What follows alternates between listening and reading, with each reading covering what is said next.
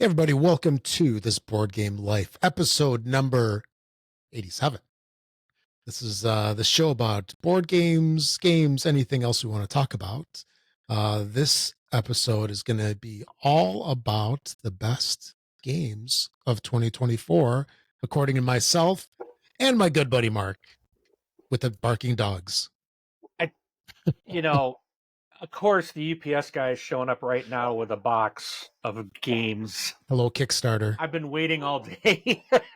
And it's amazing that it happens like right as soon as we click start. But hey, Yep. that's how it goes. Oh, there's nothing all right. professional about our unprofessionalism. Nope. I think my son's going to get it. But anyways, hi, I'm Mark. The guy with the fancy new games. You know it. Who knows? Well, I was going to say what showed up might be on your best of 2024 list, but it didn't meet the cutoff. No, for the show. What's arriving right now is actually some old stuff. So if it's is the UPS guy coming over and is he hanging out in your house? I mean, they've been barking a long time. Well, they come in the driveway. They got to back up. It's really dark out where I'm at because I'm in the country, and there's no street lights, so it's real dark. And the dogs will keep barking until he crosses the state line. Until he gets out of the neighborhood, out of the city. Yeah, they think they own the street. So good times. Yeah, yes. I heard. Okay, the door just closed, so that should be good. It's like that was like a mute button. That was amazing. Anyway, enough about Kickstarter and the dogs. So we're going to be talking about the best games according to us. These are games that were released in 2024 that we played this year, and we'll get to that in a little bit. But just to get some of the, we'll call it, some of the stuff out of the way, we are on YouTube or on the tubes. So we're on YouTube. Mark's doing a whole bunch of videos, unboxings, playthroughs, lots of good stuff. We started those a couple weeks back, and he's done a ton of content. And look for more to show up there. And also, this right here, as you can see, we are video. The podcast is now on video and audio, so you can consume it whichever way you like. You can watch it on the YouTube version, or you can listen to us on your favorite, podcast player. And then also, you can, where else can they find us? They can find us on our website. It's boardgamelife.com. All the content is on there. In addition, you can also leave us messages through there. Send us messages.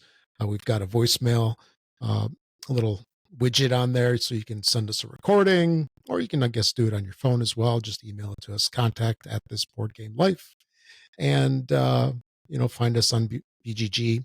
We've got a guild and all that good stuff. I think I covered everything, didn't I? And yep. We like comments. Mark really likes comments on the YouTube videos. So I do. Give him a shout out. I like knowing what people think, and yeah, I do. Someone asked, I don't know if I understood their question right, but it sounded like they wanted a playthrough of something I did an unboxing on, and I'm already drawing a blank on what it was. Oh, yeah, I think it was a paperback.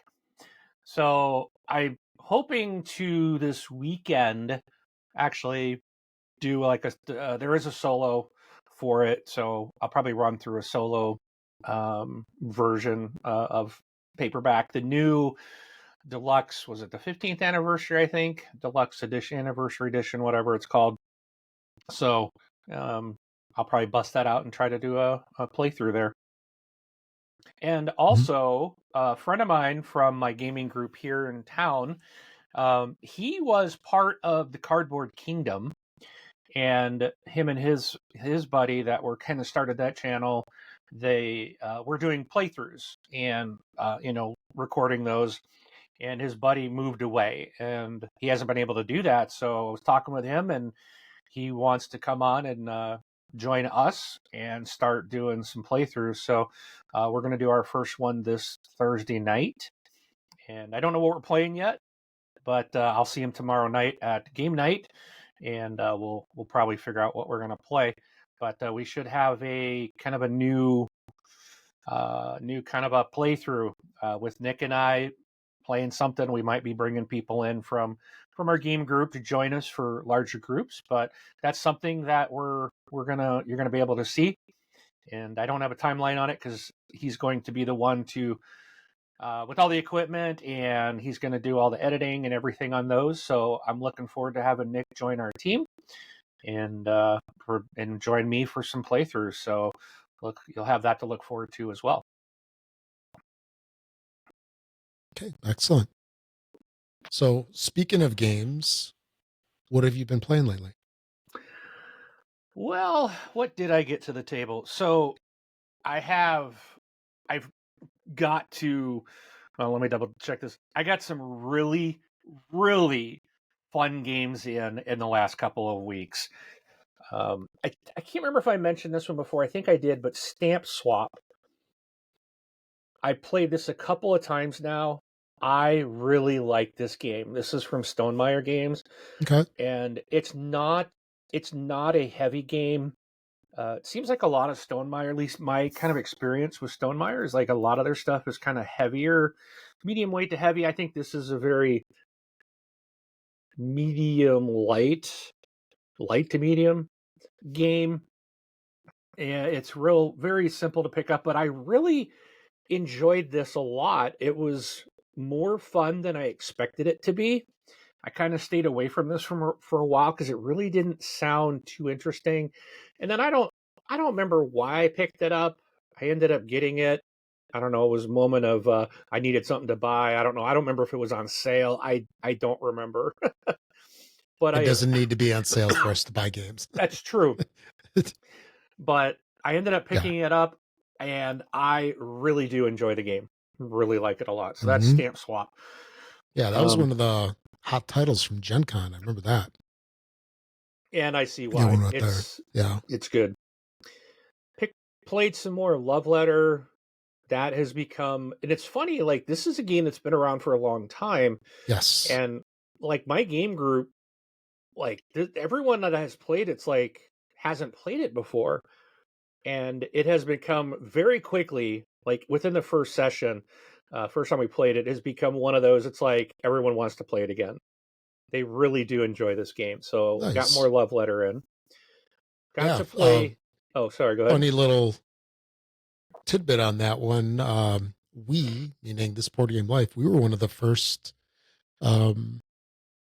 media influencers, or whatever you want to call it, that actually talked about that game when it first came out. Yeah, we had a pre-production copy of the game back in the day, and did a huge write-up on BGG for it. And it was that was a long time ago. Gosh, feels like a million years ago. It was a long time ago. But now there's like 1,000 versions that have come out since. Which one did you play? Was it the OG, or was it like I have, or was it one of the I think the 2019 versions, the 2019 edition from Z-Man Games. Okay. It's like it's in a little bag, like a felt pouch drawstring little bag. So it comes in a little package. And the thing is it's only got a couple of cards in it. I think it's like 20 cards, a couple little tokens, and that's it. Yeah. It's like you can take this thing anywhere. So very easy game to play, quick, it's fun. It's we've had a lot of fun with it. Yeah. Yeah, it's interesting that it's a like a Z-Man game now. Originally it was AEG. Oh, really? It was AEG, and then they sold it to Asmodee, like, I don't know, 6, 7, 8 years ago, something like that. Huh. Wonder why. It's a good game. All right, next I got to play Dune Imperium, and we played this last week with the game group. And 2 weeks ago. Played this 2 weeks ago with my game group, and we had like the guy that brought it has like every expansion to the game, and I was just like, I felt I'd only played this game once with the base game, and I felt pretty overwhelmed. And like at the beginning of it, I was just like, really didn't know what I was doing because it had been a long time since I'd played it once before, and now there were so many new things that were thrown in, and I ended up winning this game because I basically just kind of built a very strong army, and I was able to win in the end, and it was kind of cool. I not necessarily a fan of the game, but I do like that there's so many different things and options that you can do, different ways to kind of go about playing the game. And this time I was just kind of focusing on whooping up everybody in battle every time. So I got to play Codename Pictures. We played this in the game group. I I don't care for the pictures one as I really like the duel. That's a lot of fun. I love the original Codename game. The interesting thing I found about pictures is I actually think it's even harder than the words. So it's like interesting thing about Codename is you could have this thing like you see all these words and you get this like idea in your head of like here's how you're going to give your secrets, right? Your code word. And you kind of go down this path of like, say one of the words is meat and I'm thinking, "Oh, I say steak as a clue or something." But someone else looks at that and they think of it as meeting a friend or they're going to a swap meet. So they don't think of steak and meat because they're thinking when they see it, they're you sometimes, and maybe that's a bad word because they're spelled different, but it's I'm trying to get that point across that it's how you kind of your brain, you look at these things, you think of them, oh, boom, boom, boom, but someone else is looking at them and have a completely different thought process, and you given clues out that you think, oh, this is so obvious, but to someone else it's not. And with the pictures, it's worse because the pictures can have multiple because it's a picture and it's not just like a can of pop. It'll be like a can of pop sitting next to a flower or a flower sprouting out of the can and the sun off to the side or something. It's more than just like a simple image. And they're kind of some of them are a little abstract. So someone can pick like flower or there might be a circle or a small wheel or something, so someone on just kind of weird stuff, and so there's more things that you could pick to try to get clues instead of a single word. There could be several options on that one picture card, so I think it made the game a lot more challenging, which I wasn't expecting. I guess I thought it would be a little easier than maybe the words, and I think it's not. But it still was really fun. We had a good time with Codename Pictures. I did stream some solo playthrough of 20 Strong Solar Sentinels. Oh, man, that game is so hard. I don't know how anybody can win at that.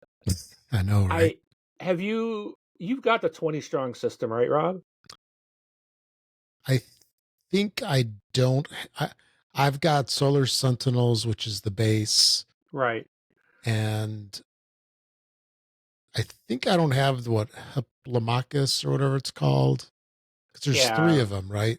Two And came with it, or two expansions, and then one came with it. Solar Sentinels was with it. correct. And then there's like Too Many Bones Yeah, I've and got that one. Yeah, Hopomachus Victorum, I think, is yeah, the other one. And they got a bunch more coming out, but yeah. I've got them coming. yeah, same here. The Solar Sun, and I don't know why, because dude, I can't play this game. It's so complicated. I You know what you need is you need the metal magnetic little dial wheel. I have it. Oh, you do? Okay. Yeah, that's what came in it. No, that was an upgrade. You missed an upgrade. Okay, go to Chip Theory and order it tonight. No, because I'm getting a replacement one. I'm getting all new ones with the new stuff coming. Yeah. Because I'm even getting new dice. Because I remember hearing a thing about this game where the dice had this weird smell to them, and I didn't notice it. Oh, really? Boy, when I pulled this game out the other day, oh man, I'm like, what is that smell? And I picked the dice up and I'm smelling them. I'm like, man, those smell funky. And then I remembered, oh, that's right. This game was, and I do know for their new campaign, they switched manufacturers. They're not using the same company. No more smelly dice? No more smelly dice. Yeah. And I guess there was a problem with that chip in the little holder. So there's a new one coming. I got it right here. I'm giving it the old smell test right here on the show. I want to know, does yours stink? Because boy, mine did. Okay. And I can't remember what I said. Yeah, they smell. It's like a solvent, kind of. Yeah. Yeah. Yeah, it's not horrible. It's not horrible, but when I had them sitting on the table, I could tell. It's still like you don't get another game that other dice games don't smell like that. I wonder if you leave them out, like if you leave them out, if it's gonna like off gas or whatever, and kill all the plants in your room. I don't know. I don't know. No, but now that you mention it, I mean, I don't ever recall noticing that smell before. And I've messed with it a bunch, I've played it a bunch of times, so Well, your new set will give you, I think you can select smell-free but dice. If you did like me and went all in with everything, you're going to get a new set of like a new core set. Yeah. And it won't be smelly dice. But that game, the cards also have a smell to them. Yes, the whole box smells. and so this is the thing that I was talking about. I'm holding up the little dial. Yeah. So it's slightly magnetic. Right. And stuff, but they have a metal one. Oh. That was the upcharge. Okay, well, I'm going to wait. Do you want to cheese see what comes? Yeah. Yes. Always. So if you want to know what 20 Strong Solar Sentinels is, check out the playthrough that I did on the YouTube. I actually played, I think, twice on that stream, and I'll spoiler alert, I got my butt kicked both times. I just don't know how anyone is supposed to win that game, but maybe I'll try it again. Maybe when I get my new stuff, I'll try it. Maybe without dice that smell. That reminds me of, that's the case with some of these one-player games, because Freedom and Freeze has a game called Friday. And, I've heard stories, I think I mentioned this before, that I've heard stories, it's like, oh, this game's so easy. I was like, failure after failure, lose. Like, I played probably 20 games, lost every single one of them. And then once you get the trick to it, then it's doable. You know what I'm saying? It's like once you pick up on like what you kind of need to do to win. This one's tough because you have all these dice. Yeah. And you're losing your dice. Yeah. And you have to upgrade your health and upgrade your, there's there's like 3 different stats. And one can let you pull dice back that you used in that round. And some bosses defeating some of the enemies will allow you, but it's like the yellow dice, you got like a 25% chance of hitting them, and it goes up to like the red dice, which is a guaranteed hit. But you're having to pick how many dice you want to use each turn, and that's so rough. Oh yeah, there it is. So that's the trouble. It's like, and if you only get to attack like twice, and you don't pull enough dice the first time and roll, then you're like, okay, do I put more dice in for the second roll? trying to make sure you can defeat them. And if you do, then those dice are gone. And so, yeah, it's tough. It can be really tough. Mm-hmm. All right. So moving on, I did play more Survival of the Fattest. This is another favorite of one of my groups that I'm in. And we really do enjoy that. You and I played Sky Team on BGA, and you were the pilot, and I blame you for killing us and all the passengers as right as we're about to land, you just completely rotated our plane all the way to the left and crashed us. So thank you for that. It's your fault. What? It's your fault. I even had coffee ready for you and everything. I needed more coffee. Yeah. You and I also finally completed a game of Sobek that I think, what was it, like 60 something days on BGA. We finally got it completed. Yeah. And then I did play Mass Effect Priority Hagalaz. You know what? I got to bring that game to the con. And do you? No, it's a fun little game, but it's one of those that if you're taking a turn once or twice a day, it needs to be played in real time, and it's a quick game. That's a topic that we need to talk about in a future episode. Mm-hmm. Like online board games versus in-person IRL board games. So we'll have to do that in the future, but sure. Sobek. Okay, well, we'll try it at the con. So, and it's next, small. just throw it in your carry-on.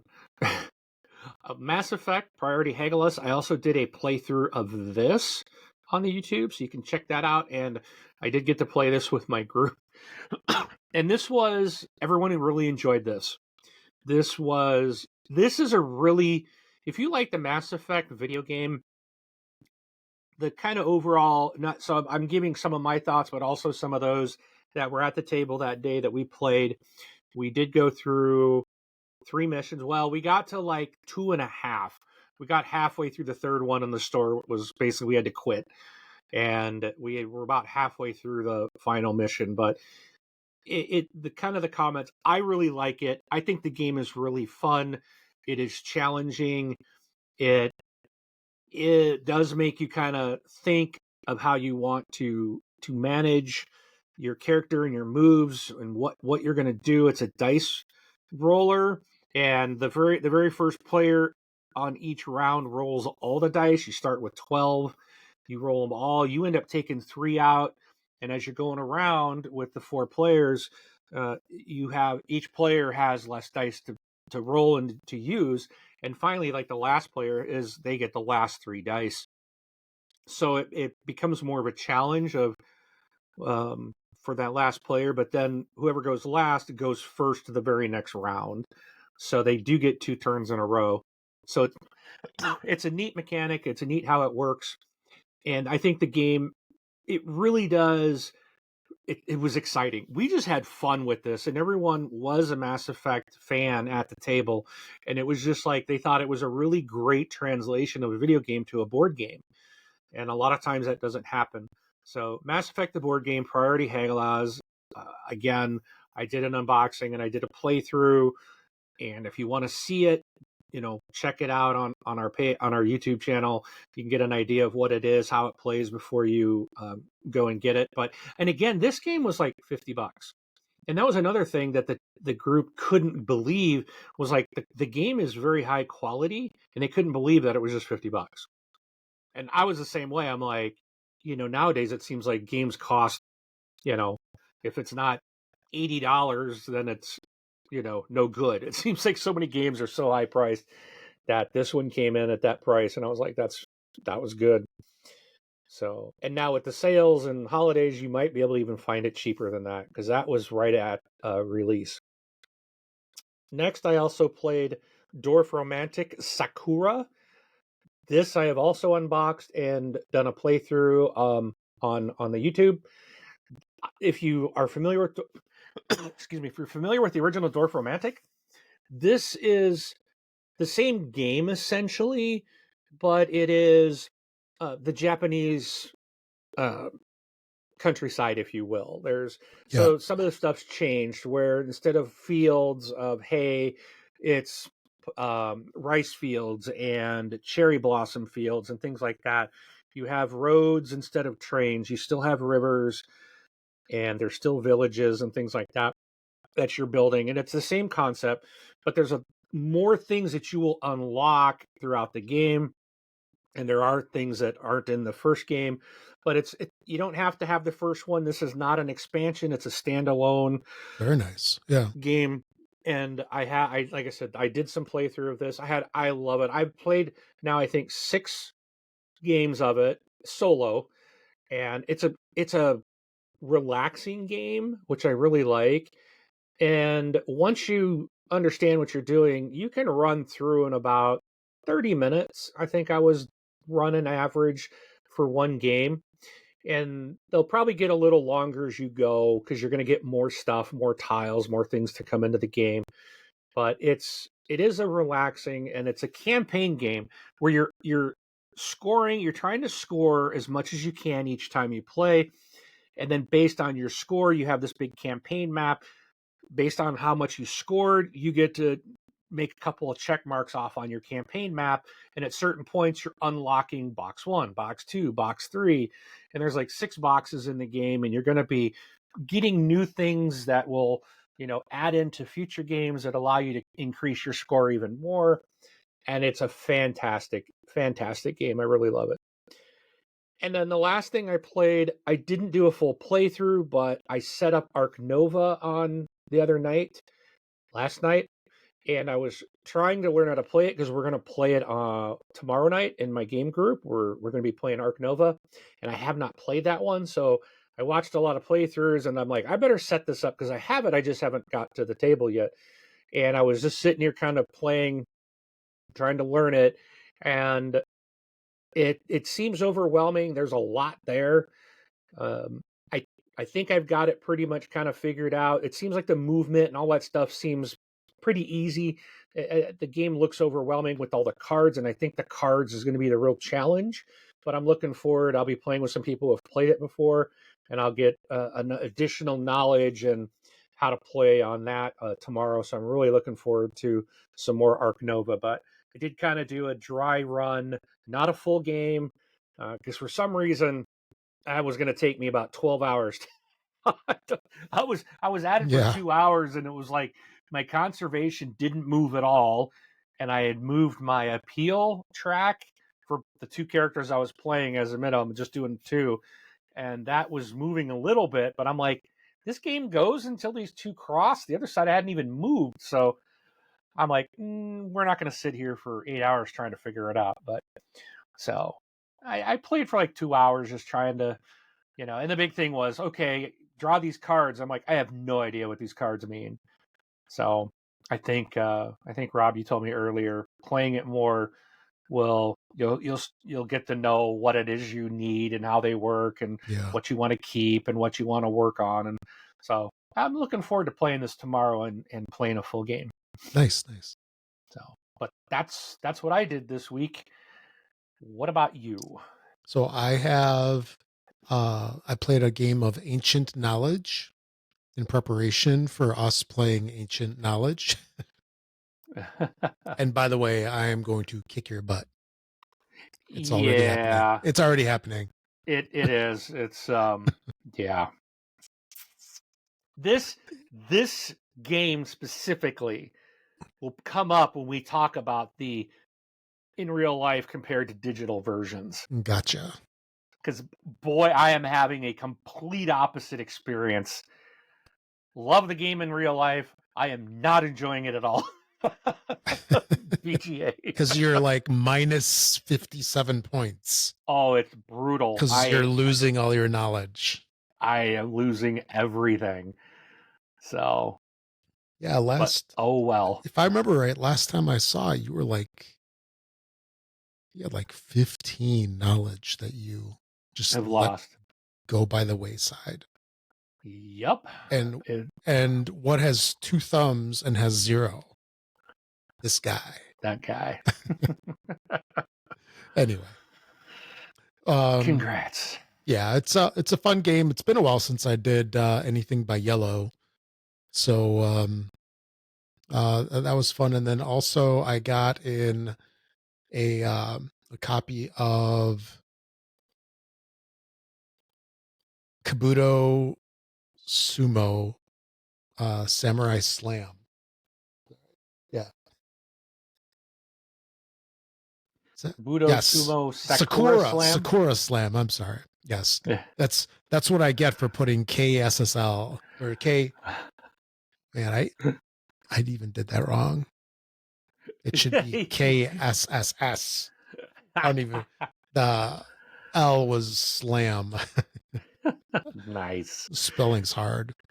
Anyway, this is a brand new release from All Play that I kickstarted a while ago, and I think I mentioned it when we were talking about stuff that we backed, because this is very much like, you know, those coin games at the carnival where you roll the quarter into the thing and then it's got a whole bunch of quarters laying flat and it's got a pusher that just goes back and forth and it pushes like all the quarters off, or tokens, or whatever you're using. It's along those lines. So you have a playing field with a bunch of discs, which are, you know, basically like wrestlers, different bugs, whatever you want to call it. And you're basically trying to push your opponents out of the ring. So this particular version, this is the second version of the game. Kabuto Sumo was the oh wait. Mm-hmm. Yeah. Kabuto Sumo is the like the original game. Wait a second here. I messed something up. Yeah, so Kabuto Sumo. I got to look this up on BGG because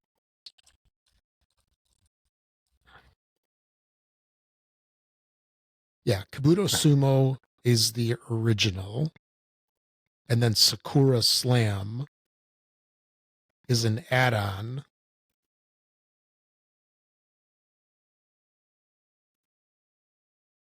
Okay.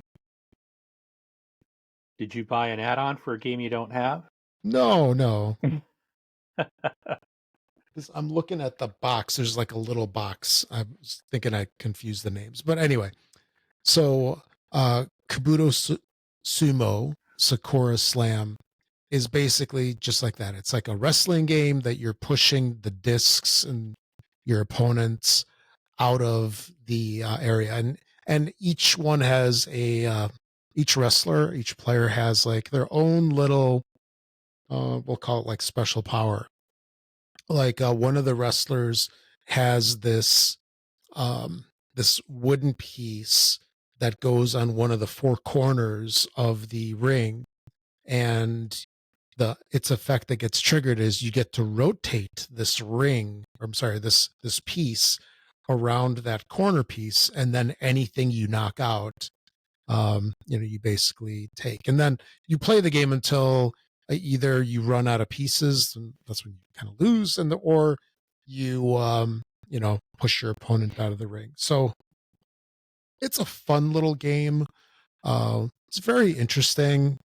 I'm going to play it a couple more times with my son, and then do a little bit of a better report on this. But it was a lot of fun, and I was pleasantly surprised. By the way, I did get an updated Kickstarter wooden ring, which was pretty cool. It comes on this little Lazy Susan. It's the laser cut pieces, and you have to put them together. So it's on little Lazy Susan. You can rotate it. And one thing I wanted to mention about that Lazy Susan is it comes with a tiny little square. Well, I guess tiny is like 3-4 inch square, but of a really thin material. It's like a shelf liner. the stuff that you put in, like where you have your cupboards where you put your glasses or plates, that keeps the stuff from sliding around and helps ventilate it and so forth. Well, it's like that. And I mean, it locks that ring into place. At least on my table it does, which is wood, because normally stuff slides all over the place. And, it got me to thinking, like, that should be a part of every gamer's arsenal. If you don't have like a really nice gaming surface, like like one of those felt or mouse pad material surfaces, just get some shelf liner and, maybe cut some squares. You don't necessarily need like a huge piece or anything. Just cut some squares and put it underneath your boards, and then the stuff just won't move. So it's a cool thing. I'm going to give it a try because I've actually got some rolls of shelf liner. Cool. But yeah, so Kabuto Sumo, Sakura Slam is the game. So that's it for me. All righty. So we got those two. So how can people reach out to us to ask us questions, Rob? What if they want to comment or question us? Well, if they want to question you, have at it. But yeah, if you'd like to contact us and compliment me or complain to Rob. Exactly. You can definitely do it on the comment section of the videos. You can do it on our guild on VGG. You can email us at contact@thisboardgamelife, and then on our website at thisboardgamelife.com. We've also got this fancy little voicemail widget where you can do a recording, and we'll play it on the show.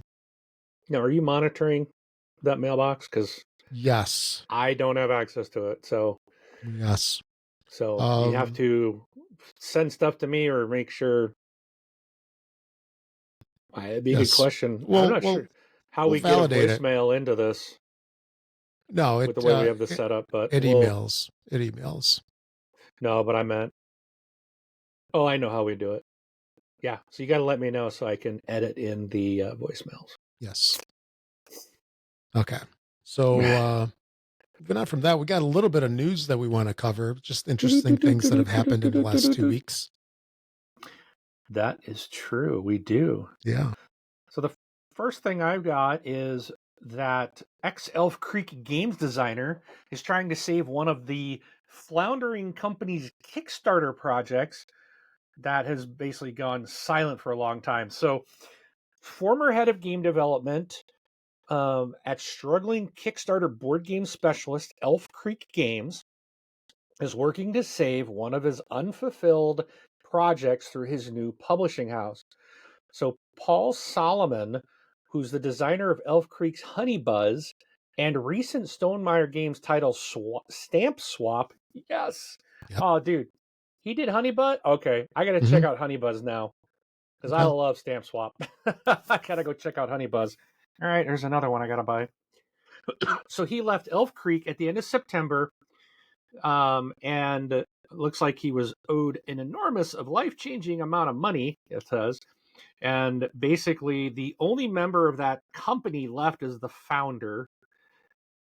Elf Creek, I guess, raised $1.6 million through 8 Kickstarter campaigns following its launch in 2017, scoring big successes for games like Merchants of the Dark Road and Honey Buzz. But that publisher has been in turmoil since it got hit with a $226,000 freight bill for shipping Merchants of the Dark Road in 2022, which was more than 4 times its initial $50,000 estimate after global freight costs soared in the wake of COVID-19 pandemic. That's crazy. Yeah, that sucks, dude. If this company was having successful games and it's something like shipping that hosed them, that's wrong. And it sounds like the company was trying to do, I mean, we don't know everything, but the article says rather than hold back fulfillment until prices fell, Elf Creek plowed on in delivering the game at the vastly inflated costs, relying on the entirety of the game's profits, credit, and forecast for future sales. which they just never fully recovered from. Elf Creek, revealed last year, is also facing a shipping shortfall of almost 80,000 for its Atlantis Rising Monstrosities Kickstarter, which raised 242,000 from 5,000 backers in 2020. Manufacturing costs had also risen about 28%, and estimated that unexpected storage fees from delayed projects added another 3 to 5,000. Blah blah blah. So basically, it's been really rough. So moving on here, let's see. There's donations. So okay, so I'm trying to make sure I'm skipping here. French and German editions of, let's see, what game. Anyways, yeah, this is weird the way it's written. It just says they include Santa's Workshop, which Salomon is now fighting to get into the hands of backers through his new role as creative director for Gamehead, which rebranded from GamerMats last month as part of a plan to expand the Game Mat supplier into publishing board games. Solomon told Board Game Wire that he is attempting to acquire all rights to Santa's Workshop, enabling Gamehead to fulfill pledges to backers, sell remaining stock to retailers and distributors, print more copies, and develop the product line. He added that he had also reclaimed the license to Honeybuzz due to unpaid royalties and is hoping to acquire the rights to existing art and print files so he can control the future of the game. So I think that's pretty much the gist of what I wanted to talk about. I know that like Santa's Villages, I've heard good things about that game. I think this is the one, or Santa's Workshop, sorry. And I would like to see some more of it, and hopefully that I'm hoping that was it Paul can get this out and into the hands of those that backed. And I think it was Paul actually who, when I did my stamp swap unboxing, he actually commented on our video. So I was like, cool. Thanks, Paul. Appreciate that. Mm-hmm. So good luck, Paul. Hope you are able to secure that and get that to your fans and people waiting for the game. Yeah, that's pretty tough when unforeseen stuff kind of derails you, because that's happened a bunch of times, not just during the COVID time. Like there was a period, I don't know, in the mid 2010s, I think it was, where the post office basically increased the price of shipping. I forget how much it was, but the Kickstarters, which collected money early, they got hosed big time, right? Because you collected money for shipping and now your costs have really increased. Yep. And, it's one thing if it's the last mile shipping, which, I'm going to call like a post office, FedEx and all that. But then when you have shipping problems from China or Europe or wherever your game is printed, that's going to be brutal, right? If the cost of the containers goes up like crazy. So yeah, we complain about the $30 shipping of our Kickstarters or the $20 shipping of our Kickstarters, but I don't know if I could ship it any cheaper, like going to FedEx. Well, office. You could wait for it to hit retail and then not pay shipping. That's true. And not get the super fancy deluxe edition. Now it's crazy talk. Yeah, exactly. Exactly. All right. It's interesting though. I thought the article was interesting again, like you kind of commented, like just not. I think we sit here a lot of times and just like, I want my game. Give me my game. I deserve this. It's there is the world and economies of the world and a lot of things, not only shipping, but production costs. And, there's wars going on in the world that are affecting shipping routes and pirates. And it's just, there's a lot going on. And, we should be grateful that for those of us who live in a nation that can have the opportunity to even play a game right now, because there are people who don't. There's a lot going on in the world, a lot of bad things. So, we need to keep ourselves in check of what's really important. So, and we can't, and these publishers can't always control everything. That, like, all those costs are things beyond their control. And shipping going up 4 times due to COVID, nobody could predict that.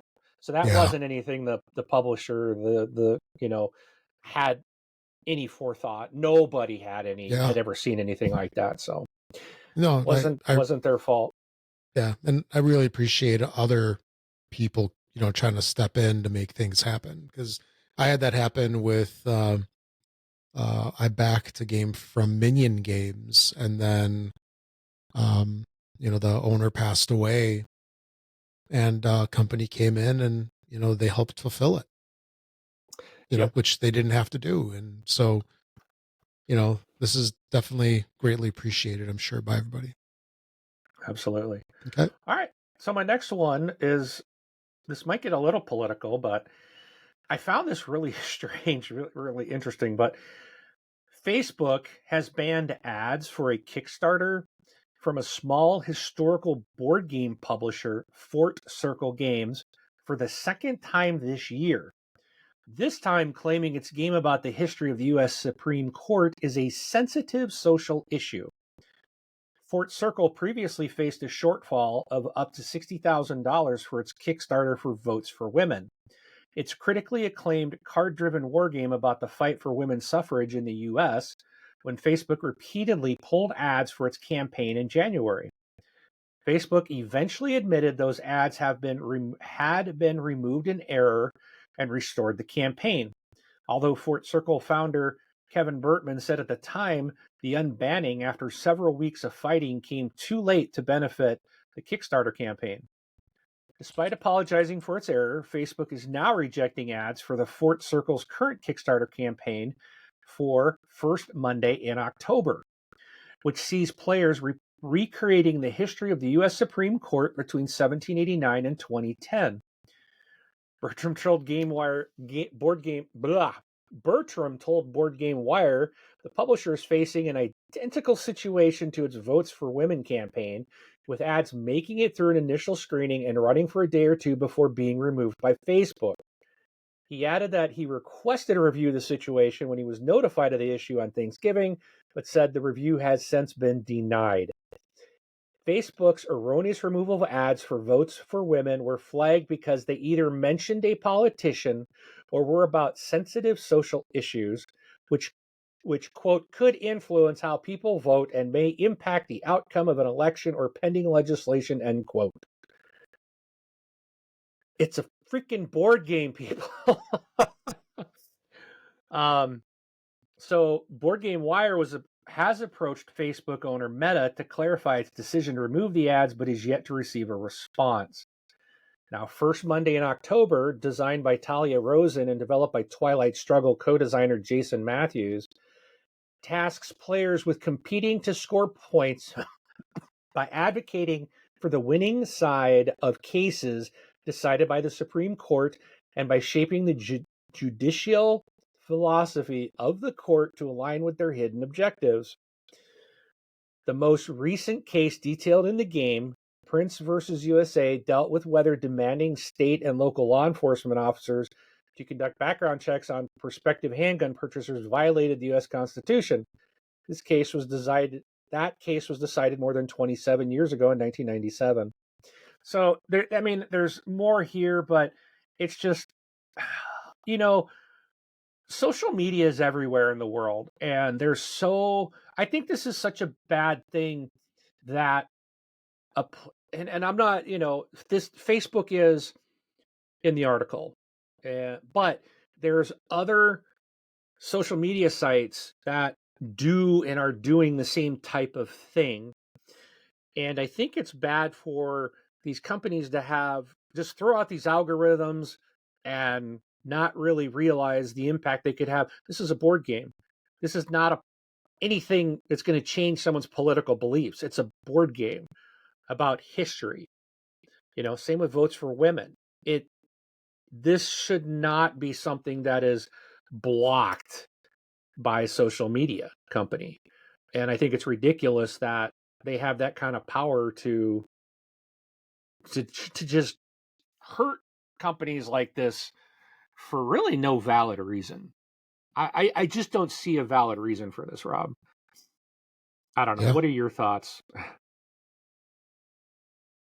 You know, it's the times that we're in today. For what it's worth,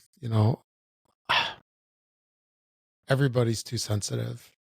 That's all I can really say. Well, it just, yeah. I agree. Yeah. Moving on. Yeah. It's on Facebook. It's a board game. All right, moving on. Yeah. My last one is that Hachette Board Games has added another publisher to its ever-growing distribution business, scoring a deal to distribute Micro Macro Publisher Edition Spielwise's games in the US and the UK. Edition Spielwise has scored significant success with cartoon map-based deduction game Micro Macro since the launch of its debut title, Micro Macro Crime City, in 2020. That game went on to win the Spiel des Jahres in 21, as well as a string of other prizes, including Most Innovative Board Game and the Light Game of the Year in Board Game Geek's 2020 Golden Geek Awards, and the French As d'Or Game of the Year in 21. More Micro Macro titles are set to be announced next year, with the line falling under Hachette's distribution in the second half of 2025. So, if you are a fan of those games, more are on the way with distribution to the US and UK, courtesy of Hachette. Mm-hmm. Yeah, one thing to make mention of that is this is a game that I really wanted to get into, but man, I saw that board or the play board, and I'm like, I just can't. I can't. I need a freaking magnifying glass the size of like a dinner plate in order to see anything. It's the problem with being old. I think that's probably a problem no matter what. It's a personal problem. Yeah. It's a huge map. It really is crazy. There's so much detail on it. So yeah, I would literally need to play this by myself and then hold this freaking thing right in front of my face in order to play this. Just imagine seeing this across the table. Like, if your eyes are anything, I mean, well, yeah, we both have corrective lenses, but whole different problem. Anyway, there is one additional thing in regards to Hachette, and that's they are going to be releasing a new game called Gwent. Yeah. You remember that one? I know what it's from, yeah. Yeah, so it's a game from the game Witcher. And The Witcher 3 Wild Hunt. Yeah, I from the believe video is the full name of it. So it's a game that was it was a game within a game. And then they made a computer game, if I remember right, because I could have sworn I had it on Xbox. Where it was like a separate Gwent. Gwent. Yeah, I think it was. I believe they did release just Gwent. Mm-hmm. Like separately, yeah. Yep. Because I'm pretty sure I played it, although, stuff is a blur from the past. So yeah, this is a 2-player card game, and Hachette is coming out with it. So it's going to include over 400 cards and a play mat. So that's like 6 card decks, 52 card decks. That's a lot of cards. And it's a 2-player game, 14 and up, plays in 20 minutes. We should see it third quarter next year, 2025, and that's going to have a list price of $40. So that's kind of cool. So it's a game from a game that became a video game and then is now a real life game. And all I can say is this game came out in or The Witcher came out in 2015. What took him so long? What took him like 10 years to come out with this? You would have thought it would have happened sooner. Then the other thing I wanted to talk about was I blame PAX. COVID. Yeah, PAX Unplugged just happened. Was it last week? Week before? I know it was recent. I think it was this last weekend. Yeah. So this is the event that's over in Pennsylvania, in the Pennsylvania Convention Center, to be exact, in Philadelphia. So they have apparently solidified themselves as being the number 2 a convention in the United States. So number 1, of course, is Gen Con, and they have surpassed Origins by approximately at least 50%. So Origins in the 2024 show had 17,706 attendees. So they are at least 50% larger than that. So apparently PAX Unplugged does not release official attendance figures, but people in the know, in air quotes, actually, since we're on video, I should do that. People in the know are saying that it's at least 50%, if not 100% larger than Origins. So it's cool to have another big event, right? Something that's gaining traction, and it just shows that the hobby is growing. And I want to say, like, the video game stuff is actually shrinking, isn't it? Oh yeah, like E3's gone, and even other PAX West, Prime East, Prime, is North, South, down. Well, maybe it's called PAX West now. Yeah. But I one of the guys in my game group went to it here in Seattle this year, I should say. And he said there was a lot more board game stuff there. Yeah. Because all there's still video game stuff, but it's not the big guys anymore. Like when I went, it was Microsoft, Sony, Nintendo. Mm-hmm. I mean, and it's just so much smaller now. Like it's just not what it used to be. Right. So. Yeah.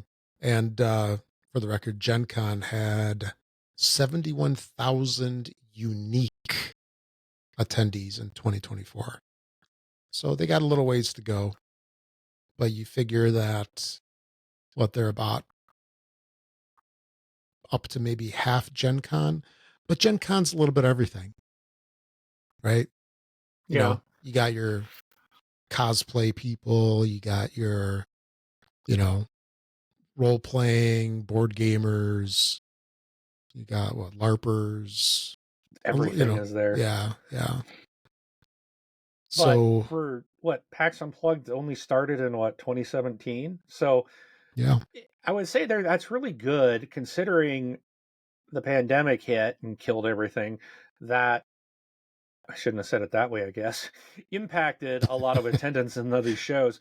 That they're able to kind of come back and they're growing. So that's really cool.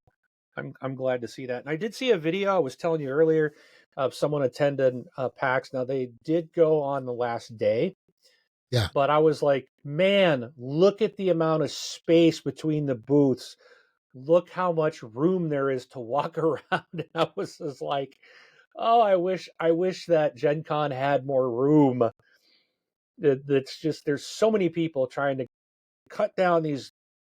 They need more space in the aisles.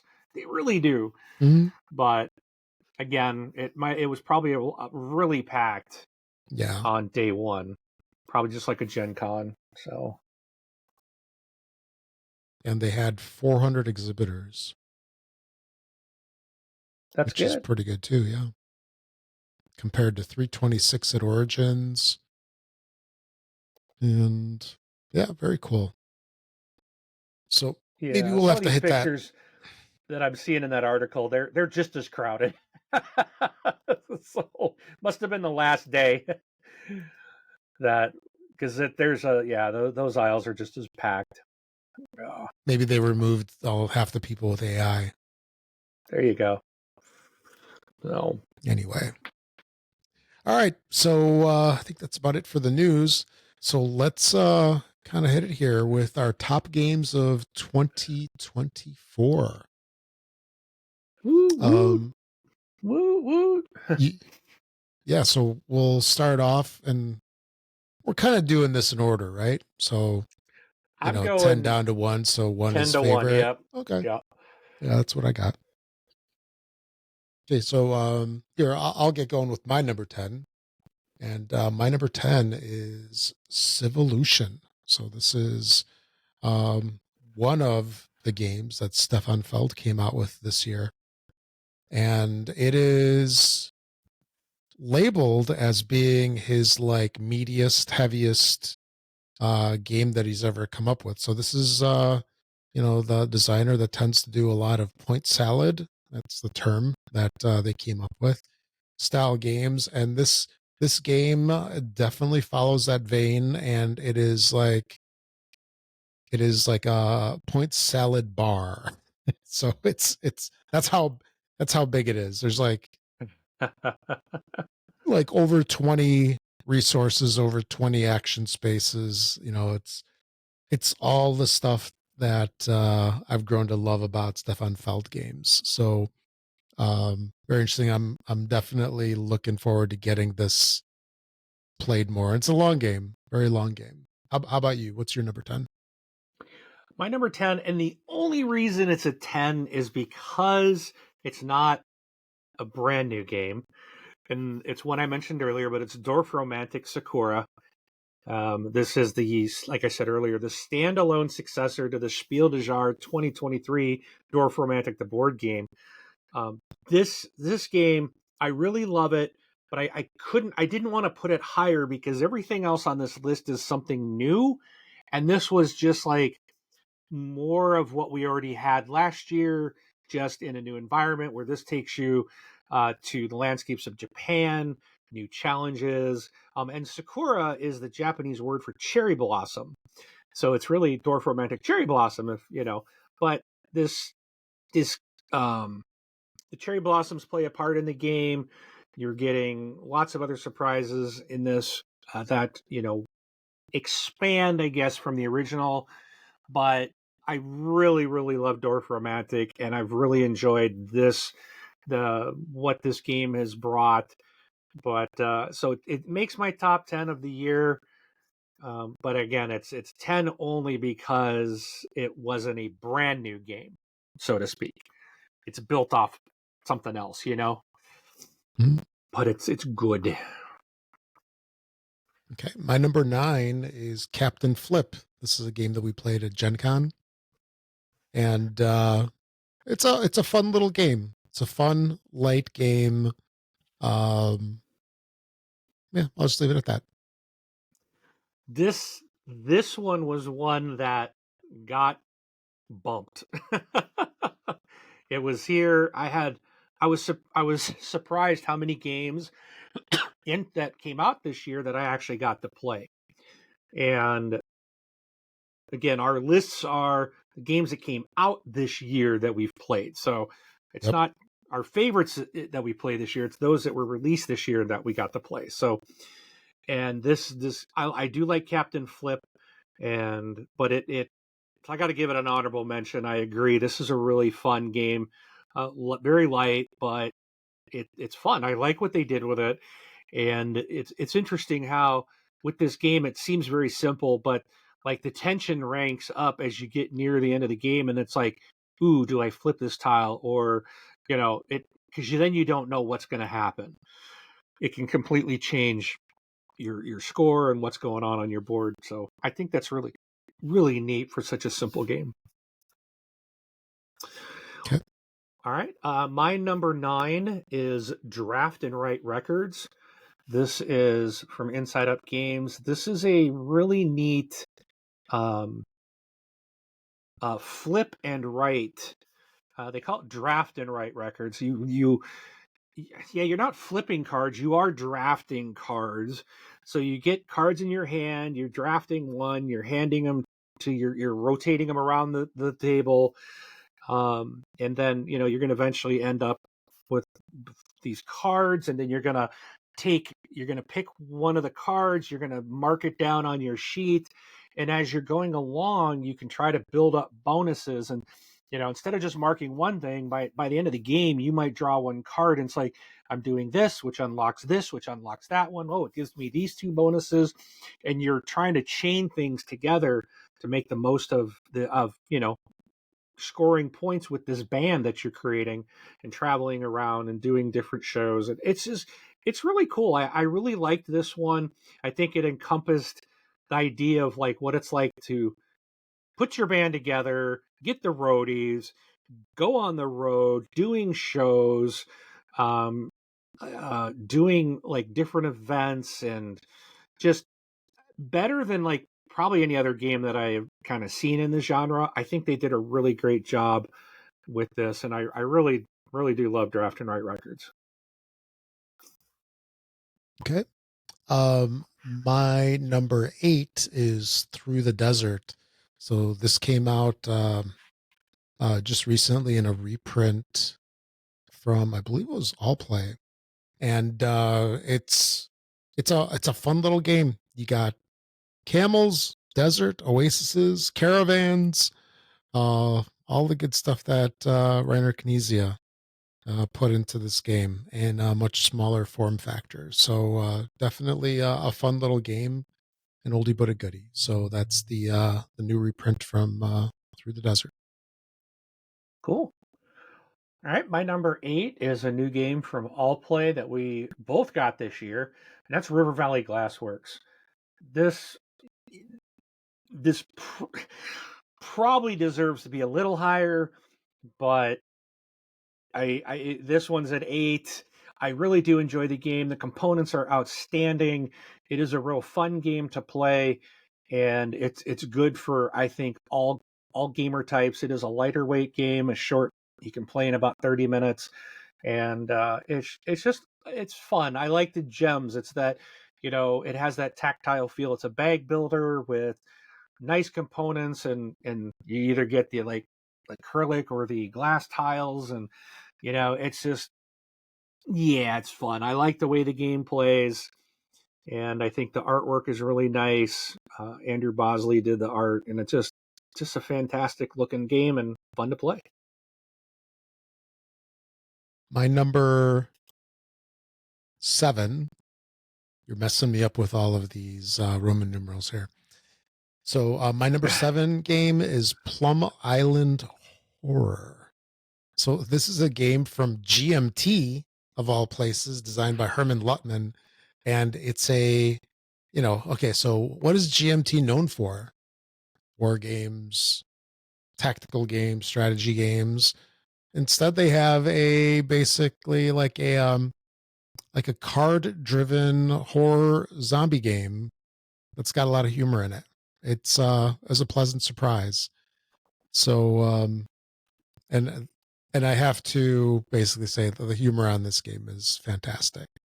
The game is a little along the same lines to learn as a lot of their other games. It's got 2 manuals to it that give tons of examples and stuff, but it's really well executed, fun game. Highly recommended. So that is my number 7, Plum Island Horror. All right. My number 7 is something you've heard me mention lots of times, Survival of the Fattest. This is a game that when I first got into the board gaming just a couple years ago, and I kind of dove into the world of kickstarting, this was the first big, like, full-size board game that I actually plunked money down ahead of time, and then it was pretty late getting here. It was very late, I think a year. And by that point, I was like, I'm not going to like this game. I bought it for, very different reasons. I was new, wasn't really sure what I was like. And this has been a real surprise. This game has just been a lot of fun. The way that all the characters play so differently, and it's just a lot of fun. My group enjoys playing different animals, trying to learn them and how best to utilize them to try to win the game. And I think this game's really unique that it's one of those games where you could play the whole thing and lose because you didn't feed your animal. And you have to feed your animal, otherwise you can't get any points. So it kind of reminds me of Clank. Like if you don't get out of the depths in Clank, no matter how many points you had, you get nothing. You got to get above ground, or you got to get above that line to be able to keep your points. And so it's kind of like that. You got to feed your critter. That's got to be a priority. So feed that critter so you can score your points. But there's a lot of different ways to play. Your characters play completely different. I think they all play off each other very well. I think the game's really well balanced, and it's a lot of fun, and it's a cute game. It's a middleweight game, so the people I've been playing with are really like the more heavier games that I think they're really very medium to heavyweight, and I didn't think they'd like this. In fact, the particular group that I play this with, I really didn't think they would care for it. And it's a constant, hey, bring survival of the fattest, let's play that again. It's a great game, and I love it. It's my number 7. Okay, my number 6 is The Feds. This is a game from Dr. Finn's Games. It's a reimplementation of Gunrunners, which came out almost a dozen years ago. I think it was about 11 years ago that we covered on the show back then. But it's a fun little game. Definitely enjoy even the newly redone version as The Feds. And yeah, it's a card driven game where you have cards um, on the side of these like dice boards, and not dice boards. Forgot what they call them. Warehouse. They're different places, and highly recommend the game. A lot of fun. Feds. Cool. All right, my number 6 is Tower Up. This is from Monolith Games. This is a lot of fun. This is one that one of the people in my game group is actually a board game designer himself, has made several games, and he came one night because he knew I was bringing this game and he wanted to try it, and he has since actually purchased this game for himself and some others, friends of his. And absolutely, it's just been a fun game of building your skyscrapers up and following the rules of how to build. And it's, there's these goals that everyone can try to achieve. So it's like a race to get these goals that are available, public goals. You're trying to race to get those first, to get the max amount of points for completing those first. But you got to follow building rules of how you build, and you've got to keep getting material, and people are going to top your building and can build up off of where you built. And it's just, yeah, it's been a lot of fun. It's not a hard game, but it is a lot of fun, and it plays relatively quickly, definitely less than an hour. And that is Tower Up, my number 6. My number 5 is a game that we talked about earlier, is Kabuto Sumo Sakura Slam. So yeah, I don't know what else I can say about it. Definitely fun. Looking to play some more to it, and I do like the physical aspect of it, of just not pushing people's components off. Is a lot of fun. That's I want to say it's similar to the satisfaction that you get from plunking people into volcanoes. I Like you was sit just going there to and you're ask. like, There seems to you be a sit there, similarity there. yeah, a little bit of take that action, I guess. Yeah. But yeah, you strategically do it, because I don't think I mentioned this. There's a platform that you get with the game. So you get the main ring and you get a platform, and then you can adjust this platform on different corners. So you strategically choose which direction to push from. So you can sit there and you can like taunt people, like, I'm going to get your piece off. And, you know, they can be hanging on the edge as they can't wait to see what happens next. Are they going to make it or not? Anyway, so that was my number 5, Kabuto Sumo Sakura Slam. All right. My number 5 is one I mentioned earlier, Mass Effect, the board game, Priority Hagalaz. This game has just been a tremendous amount of fun. You can play it by yourself, but you have to control all 4 characters. And that can get a little overwhelming. And I find it's much better if you can have 4 players, because no matter what, you always playing with 4 characters, just like in the video game. But it's such a fun game. I kind of compare this to Star Wars The Mandalorian Adventures, which came out a little bit earlier this year. But I like this one so much better. I feel like it just plays, though they're similar, they do play differently. And this one just works. This one is fun.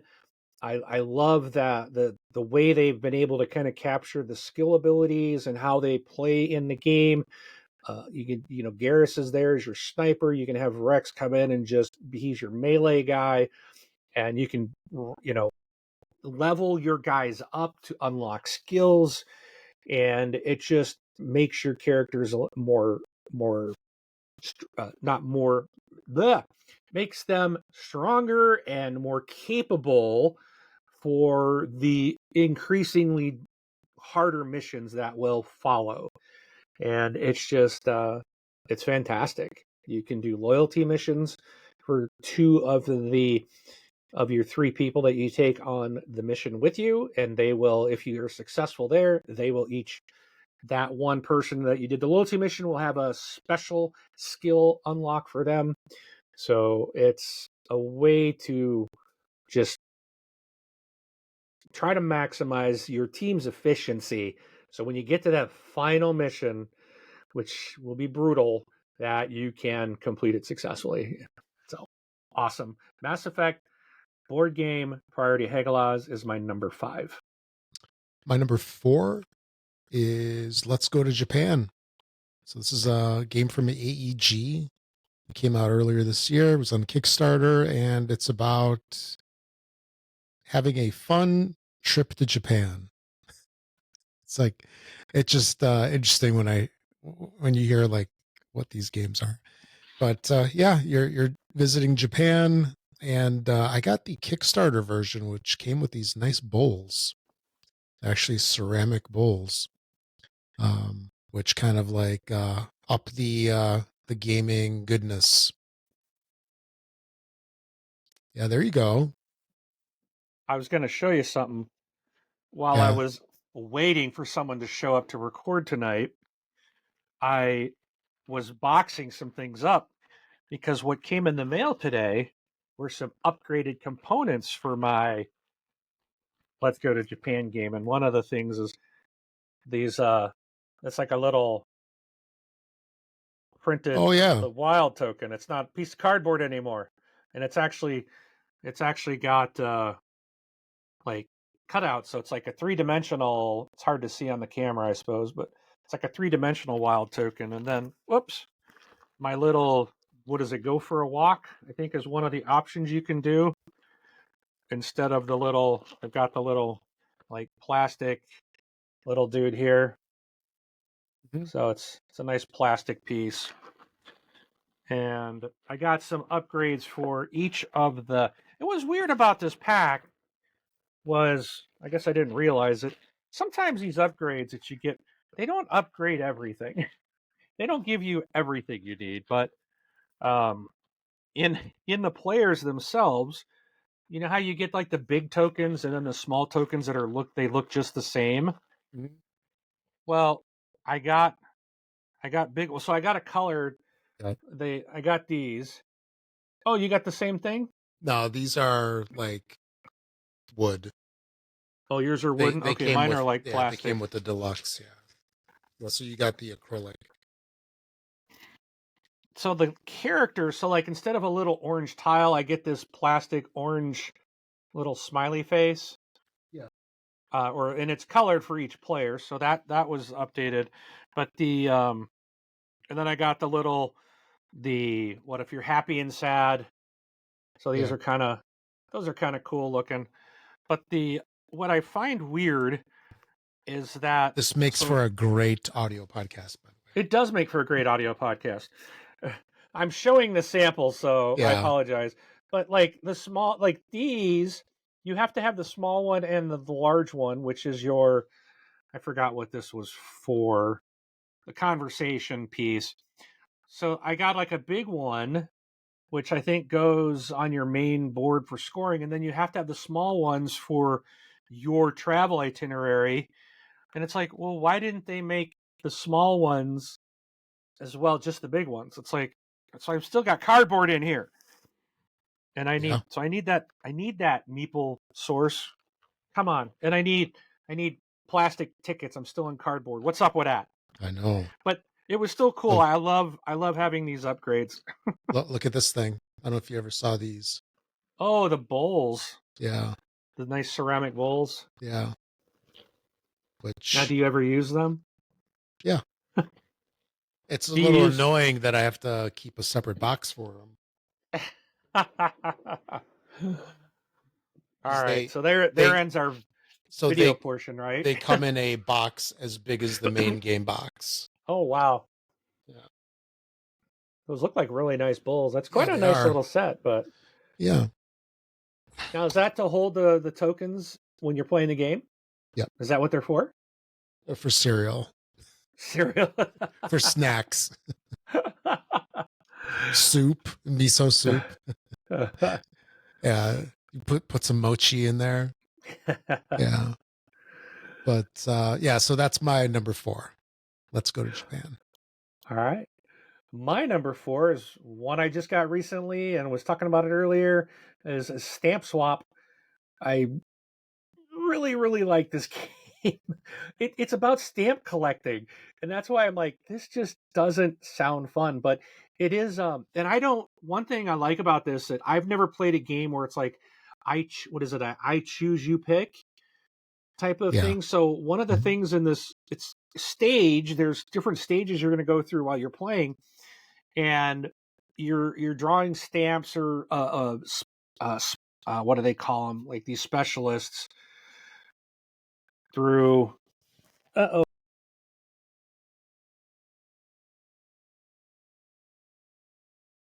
And we lose your audio.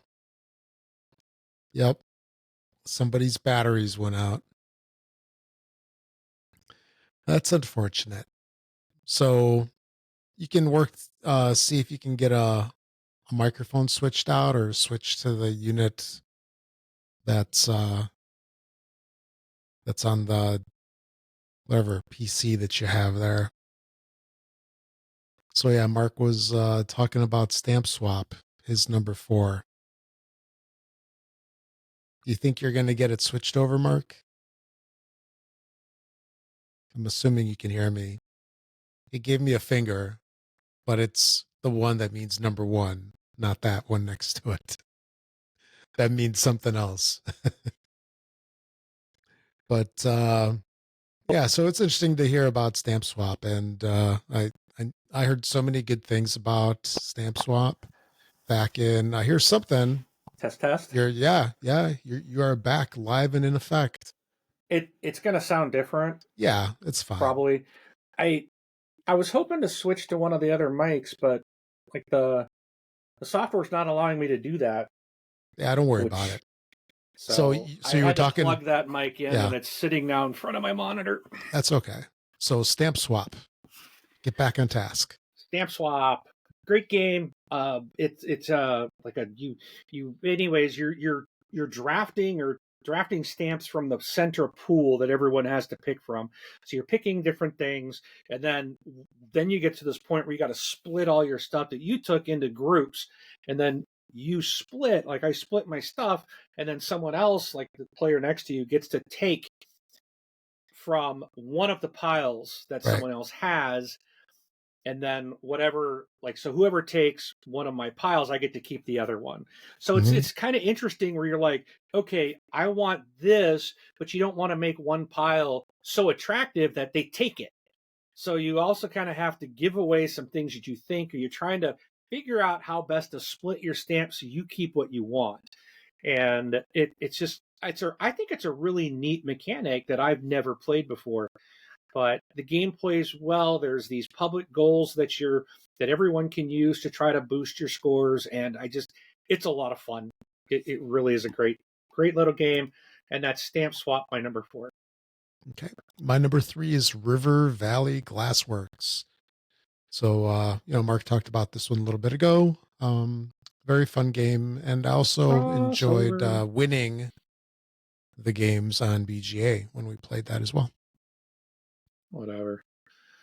I'll smoke you at the con. Okay. Deal. Done deal. All right. You're next. Right. Number 3.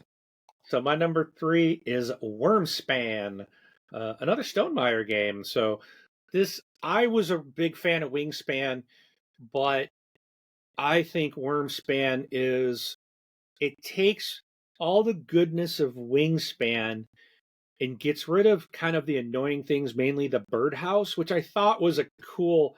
I mean, it's neat, the idea of the birdhouse, but it was annoying, and it so often kept you from being able to get the food items that you needed. And I think Wyrmspan kind of upgraded that ability, got rid of that. You can go when you need to get resources and food, you can take what you need.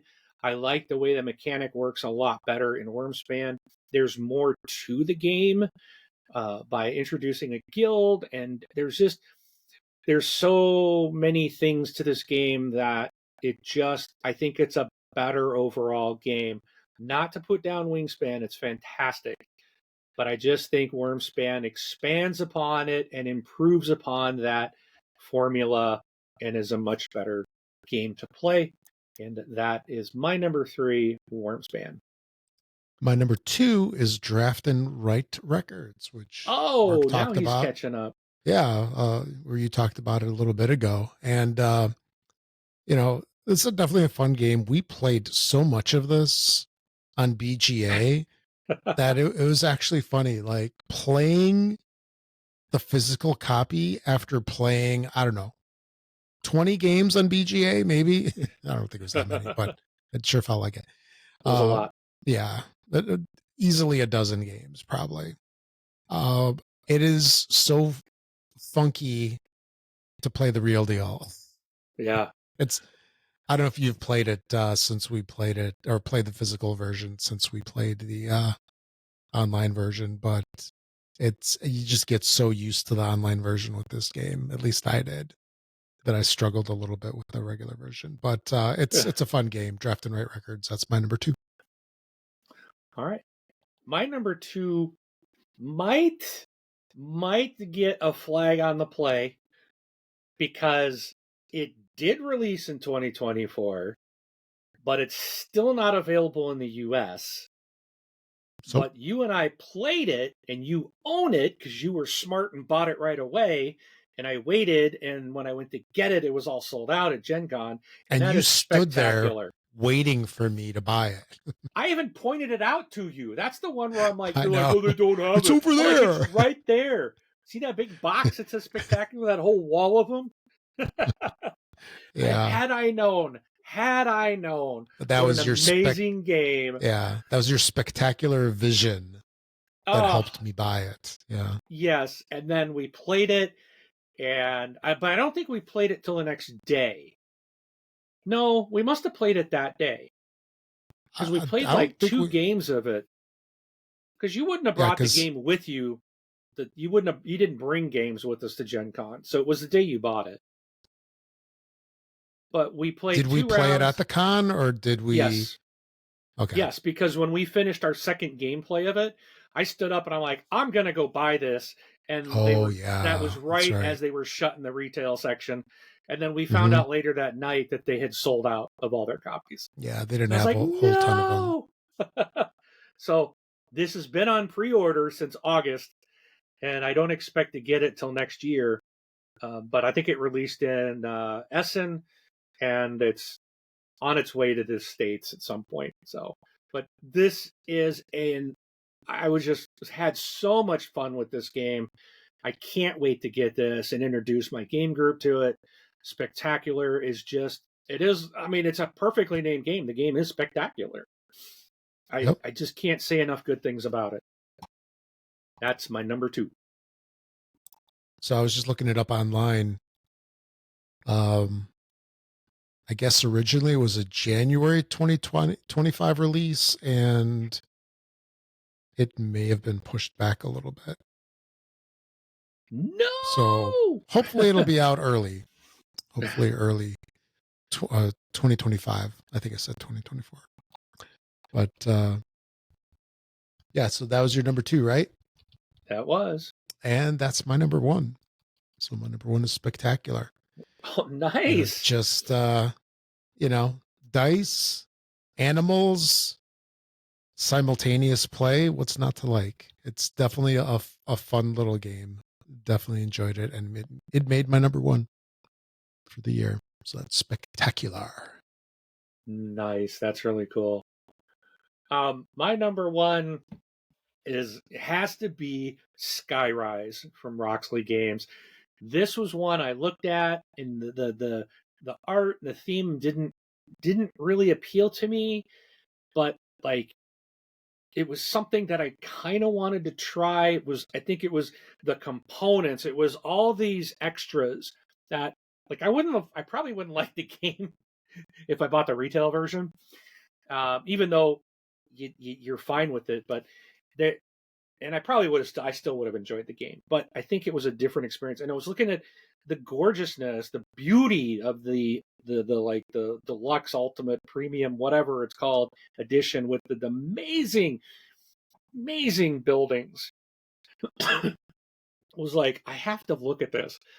And when I looked at it, I'm like, this is so gorgeous. It's so beautiful. And I decided to put the money down, and I was worried the whole time. And I love this game. I got a friend in my game group. She had bought the retail version, and every time we played this, it was because I brought it. And she'd always comment, "Mark, you ruined my game." I was like, "What are you talking about?" She's like, "Because mine is garbage now. Yours is so nice." And she told me a couple weeks ago, she's like, she bought the premium edition of the game. So now she has 2 copies, but she travels a lot, so she's taken 1 copy with her to where she goes. So she has her retail somewhere else. But Skyrise is it's an absolute beautiful game on the table. It is so much fun. I'm not a big fan of auction games and this one is absolutely amazing. So much fun.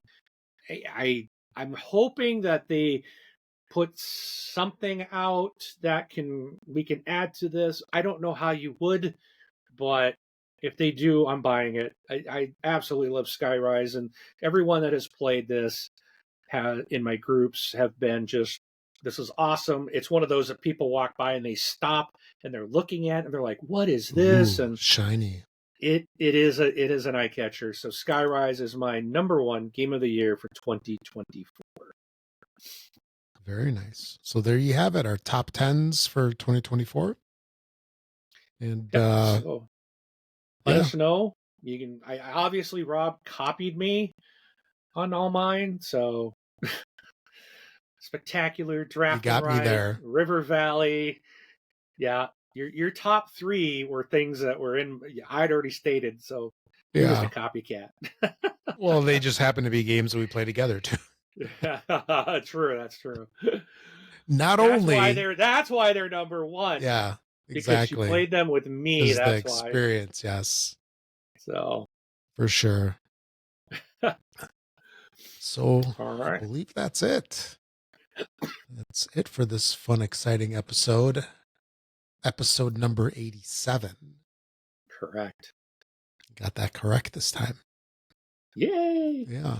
So do you have anything else to add, or should we close it out? I think we should wrap it up. All right. So thanks for listening, everybody. Hope you enjoyed listening about our list. We'd love to hear what you think is your best games of, or what are your best games of 2024. Please let us know. I am Rob. Thanks for listening, everybody. We'll catch you all in 2 weeks. Or When's the next one? Are we gonna do it next year, or are we Probably gonna next year, because in 2 weeks is Christmas Eve. Oh, that's right. That's right. So we will probably be back in the new year, unless you want to do one. We can do one later that year. I mean, not later. Later we'll that see you week. next December. Yeah. We'll be back when we're back. We may not be back till next year, but we may surprise you with maybe we can get something in between Christmas and New Year. So yeah. All right. I'm Mark, and we'll see you at the table.